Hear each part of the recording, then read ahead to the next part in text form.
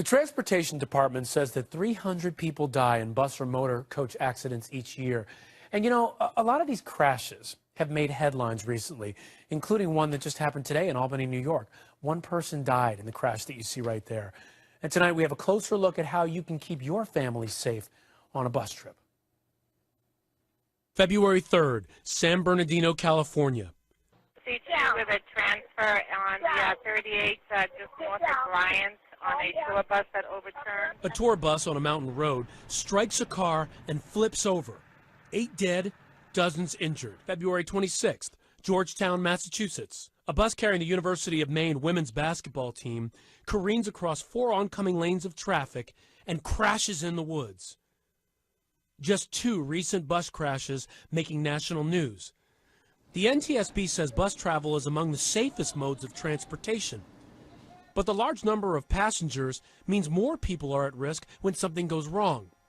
So how do you protect your loved ones? I'm here at Southeastern Stages for a look at the inner workings of the charter bus industry and ways that you can make sure your family's bus trip is safe. Director of Development Brian Parker says it's about more than just the purchase price. There's absolutely more to riding a bus than just buying a bus ticket. Do your research, do your homework, make educated decisions before you spend the money. Take advantage of the Federal Department of Transportation's resources. Resources like the government's mobile app, Safer Bus, which, among other things, checks on the safety record of the operator. Parker also says check out the bus's appearance for red flags. You pay attention to the vehicle. Are the tires properly, or do they appear to be properly inflated? Is there sufficient tread?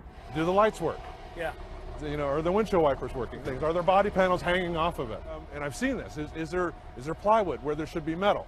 And check out the inside for safety features. First impressions are important. This particular bus, not all of them do, is equipped with seat belts at every seating position. And make sure you use the belt. If you're not up and moving around, it's far less likely that you're going to get hurt if something bad happens. Yeah, I'm thinking this is the difference right here between life and death. But safety really comes down to the person behind this wheel, the driver. If I'm standing right there and I've got my family walking on this bus, I can catch a glimpse of this area. Sure. Is there anything I should be looking out for in this area? If I'm getting on a bus, the first thing I'm going to notice is whether there's a 64-ounce travel mug full of today's drink of choice. Little things like that tell me a story. And the story is the driver really driving, or is he having a lunch break while he's traveling down the road? Not this driver, fit as a fiddle. That the passengers have to feel good about the driver himself. Exude confidence, which means, okay, you're neat, you're clean. That's going to transmit into pride in what you're driving. But what about driver fatigue? Rest is key. Federal law requires drivers to rest 8 hours after a maximum of 10 hours behind the wheel. Finally, don't distract the driver. People will come up and tap on my shoulder, and I say, listen, wait till we get to a stop so I know, who it is coming up behind me, because you don't want to startle the driver, and that's part of passenger safety.